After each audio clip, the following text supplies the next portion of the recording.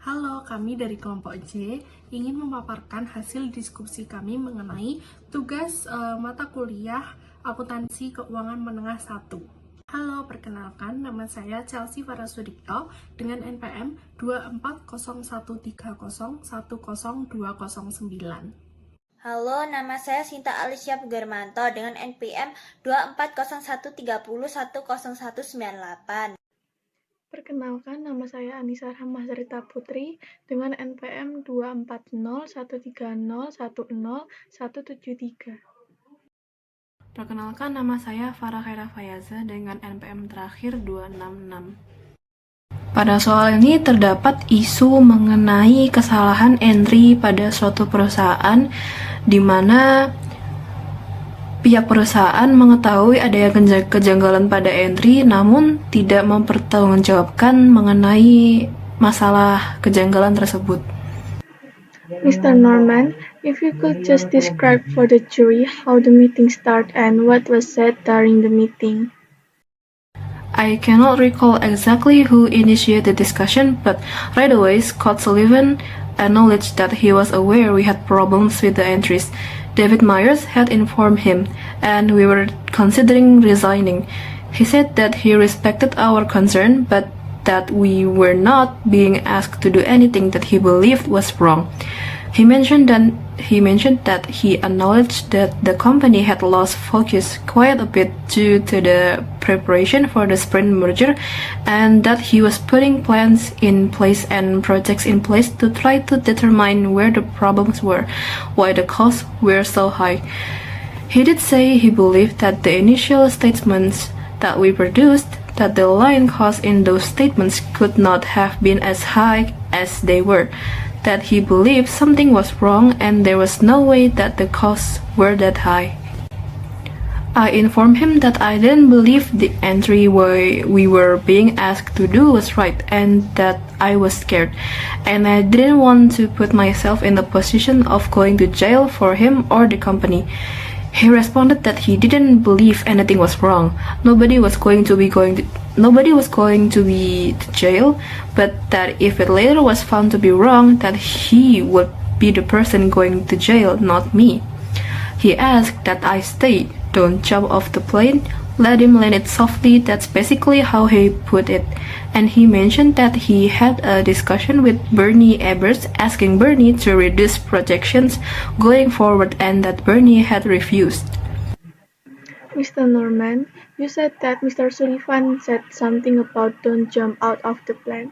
What did you understand him to mean when he said that? Not to quit.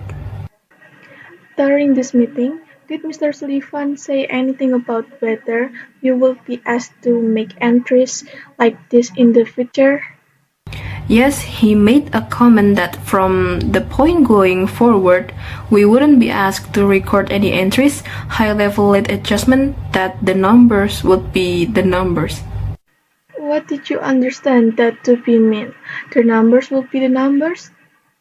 That after the preliminary statements were issued, with the exception of any normal transactions, valid transaction, we would not be asked to be recording any more late entries. I believe you testified that Mr. Sullivan said something about the line cost numbers not being accurate. Did he ask you to conduct any analysis to determine whether the line cost numbers were accurate? No, he did not. Did anyone ever ask you to do that? No. Did you ever conduct any such analysis? No, I didn't. During this meeting, did Mr. Sullivan ever provide any accounting justification for the entry you were asked to make? No, he did not. Did anything else happen during the meeting? I don't recall anything else. How did you feel after this meeting?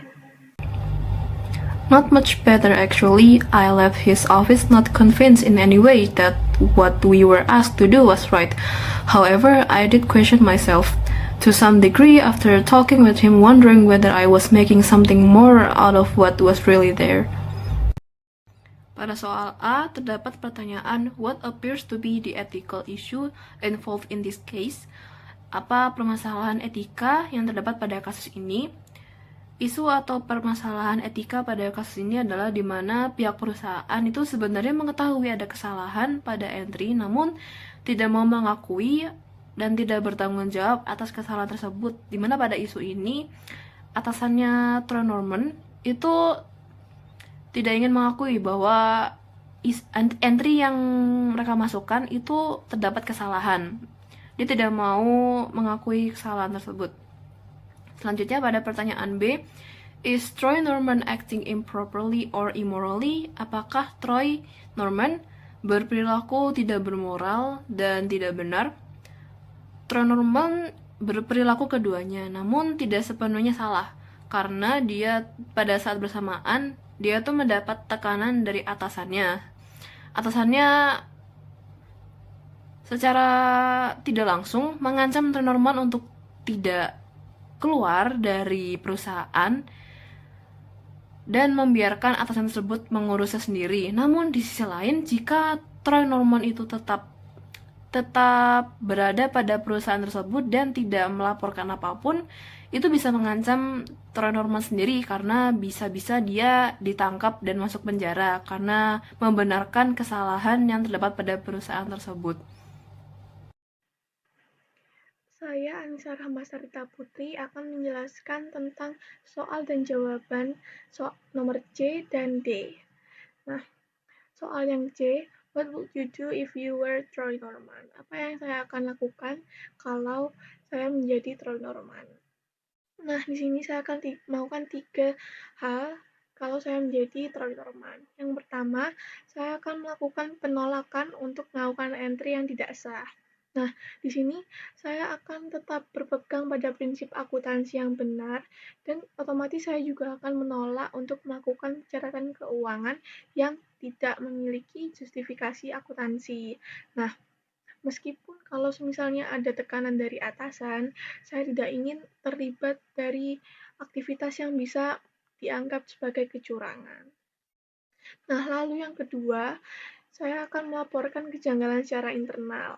Nah, masalah ini akan saya laporkan ke bagian audit internal atau komite etika perusahaan.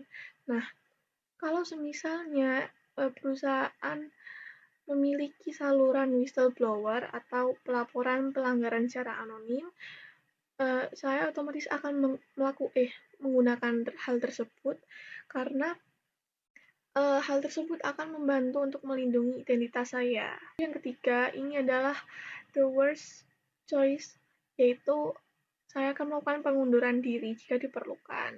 Nah, jika perusahaan tetap memaksa saya untuk melakukan hal yang tidak ada jalan lainnya atau hal tersebut sudah salah, saya akan memilih untuk mengundurkan diri. Walaupun hal ini berisiko untuk membuat saya kehilangan pekerjaan, saya lebih memilih untuk kehilangan pekerjaan daripada saya melibatkan diri saya untuk ke hal yang tidak benar. Saya akan menjaga integritas yang lebih penting daripada terlibat dalam skandal keuangan yang bisa menghancurkan karir saya ke depannya dan kehidupan saya.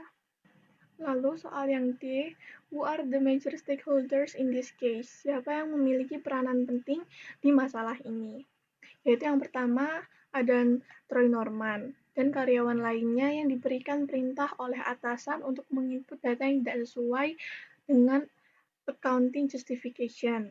Lalu yang kedua, ada Scott Sullivan sebagai CFO dan Bernie Ebbers sebagai CEO. Mereka berdua lah yang memberikan data laporan keuangan yang tidak sesuai dengan accounting justification. Lalu yang ketiga, ada investor, kreditor, dan bank yang sudah bekerja sama dengan perusahaan WorldCom.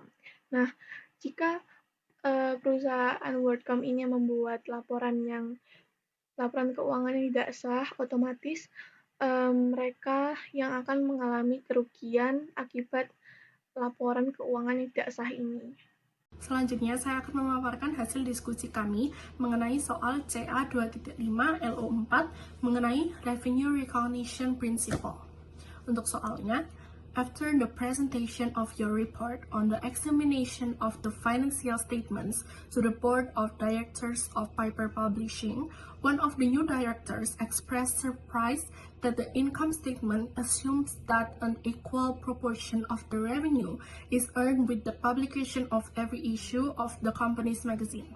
She feels that the crucial event in the process of recognizing revenue in the magazine business is the cash sale of the subscription.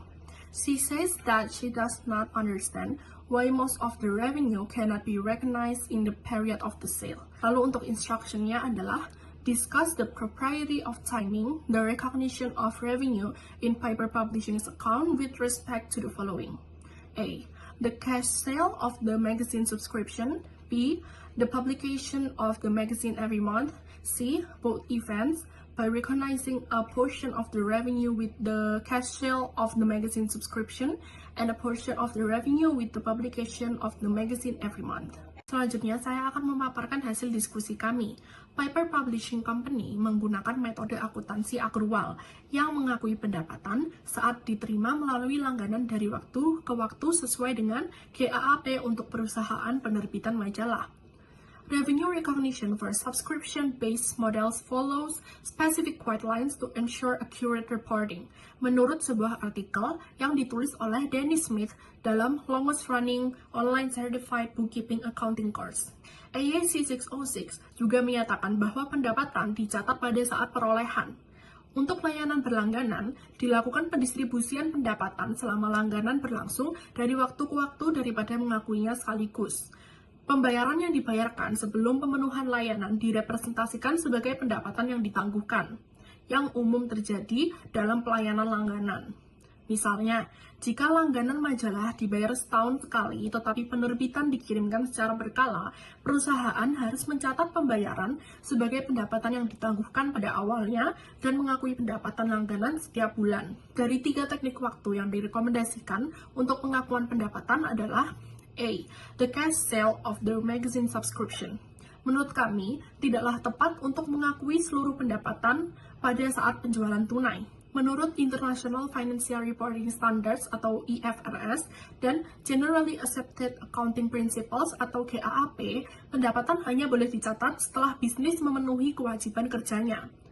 Profitabilitas dan situasi keuangan perusahaan dapat salah diartikan bila seluruh pendapatan diakui pada saat penjualan karena langganan majalah mencerminkan komitmen untuk menyediakan beberapa edisi dari waktu ke waktu. B. The publication of the magazine every month. Menurut kami, strategi terbaik adalah mengakui pendapatan setiap majalah diterbitkan secara berkala. Saat bisnis memenuhi komitmen kontraktualnya untuk menyediakan setiap terbitan majalah kepada pelanggan, maka bisnis tersebut menghasilkan atau mengakui pendapatan.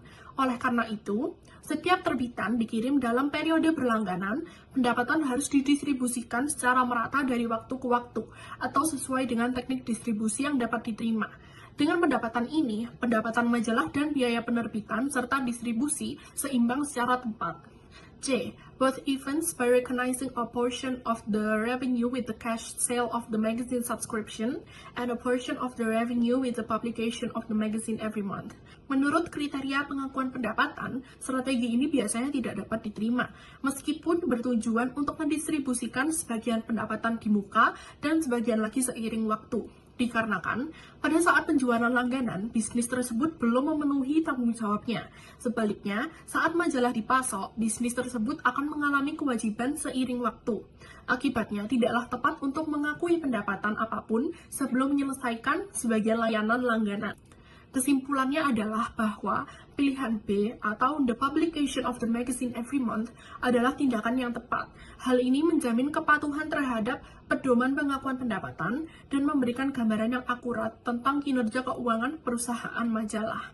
Sekian pemaparan untuk soal ini. Terima kasih. Selanjutnya saya akan menjelaskan hasil diskusi kami untuk soal CA 2.6 LO4 yaitu Expense Recognition Principle. An accountant must be familiar with the concept. Involved are determining earnings of a business entity. The amount of earnings reported for a business entity is dependent on the proper recognition in general of revenue and expense for a given time period. In some situations, costs are recognized as expense at the time of product sale. In other situations, guidelines have been developed for recognition costs as expense or losses by other criteria. Instruction yang A. Explain the rationale for recognition costs as expense at the time of product sale. B. What is the rationale underlying the appropriateness of treating costs as expense of a period instead of assigning the cost to an asset? Explain. C. In what general circumstance would it be appropriate to treat a cost as an asset instead of as an expense? Explain. D. Some expense are assigned to specific accounting period on the basis of systematic and rational allocation of asset costs. Explain the underlying rationale for recognition expense on the basis of systematic and rational allocation of asset costs. A. Identify the condition under which it would be appropriate to treat a cost as loss. Untuk instruksi dan jawabannya adalah sebagai berikut. Yang pertama, yang E. Explain the rationale for recognition cost as expense at the time of product sale. Biaya diakui sebagai beban saat penjualan produk berdasarkan prinsip pencocokan atau matching principle yang menyatakan bahwa beban harus diakui dalam periode yang sama dengan pendapatan terkait. Hal ini dilakukan untuk mencerminkan hubungan sebab akibat antara pendapatan dan beban. Contohnya dalam perusahaan dagang, harga pokok penjualan HPP diakui sebagai beban ketika barang dijual karena biaya tersebut langsung berkontribusi terhadap pendapatan dari penjualan tersebut. Yang B. What is the rationale underlying the appropriateness of treating costs as expense of a period instead of assigning the cost to an asset? Explain. Beberapa biaya tidak dapat dikaitkan langsung dengan pendapatan tertentu, tapi tetap harus diakui dalam periode terjadinya karena manfaatnya hanya berlaku untuk periode tersebut. Contohnya adalah biaya sewa kantor atau gaji karyawan. Jika biaya ini tidak segera dibebankan dan justru dikapitalisasi sebagai aset, maka laporan keuangan akan memberikan informasi yang menjelaskan mengenai profitabilitas perusahaan. Yang C. In what general circumstance will it be appropriate to treat cost as an asset instead of as an expense? Explain. Biaya harus diperlakukan sebagai aset jika manfaat ekonomis dari biaya tersebut akan digunakan dalam beberapa periode akuntansi ke depan. Contohnya, pembelian mesin dikapitalisasi sebagai aset tetap karena manfaatnya berlangsung selama bertahun-tahun. Biaya pengembangan perangkat lunak jika memenuhi kriteria tertentu dapat dikapitalisasi sebagai aset tak berwujud. Persediaan barang dagang dikategorikan sebagai aset hingga barang tersebut. Untuk soal yang D, some expense are assigned to specific accounting period on the basis of systematic and rational allocation of asset costs. Explain the underlying rationale for recognizing expense of the basis of systematic and rational allocation of asset costs. Jawabannya, beberapa aset memberikan manfaat selama beberapa periode akuntansi, sehingga biaya perolehan aset harus dialokasikan secara sistematis untuk mencerminkan penggunaan manfaat tersebut. Contohnya, penyusutan aset tetap, alokasi biaya aset tetap seperti mesin atau kendaraan selama masa manfaatnya akan mencerminkan penggunaan aset dan menghasilkan pendapatan. Amortisasi aset tak berwujud seperti hak paten atau goodwill yang dialokasikan selama umur manfaatnya. Alokasi biaya ini dilakukan agar laporan keuangan memberikan gambaran yang lebih akurat tentang kinerja keuangan perusahaan.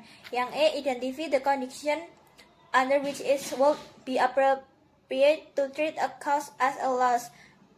Jawabannya, pertama, satu, biaya memiliki manfaat ekonomi di masa depan yang dapat diukur secara andal. Yang kedua, biaya tidak segera dikonsumsi atau habis dalam periode berjalan. Yang ketiga, biaya berkaitan dengan pembelian barang atau jasa yang dapat digunakan dalam beberapa periode. Contohnya adalah investasi dalam aset tetap, pengeluaran riset dan pengembangan yang memenuhi kinerja, kapitalisasi, serta biaya iklan prabayar yang manfaatnya masih akan berlangsung di periode mendatang. Sekian pemaparan untuk tugas mata kuliah Akuntansi Keuangan Menengah 1 dari kami kelompok J. Semoga bermanfaat. Terima kasih.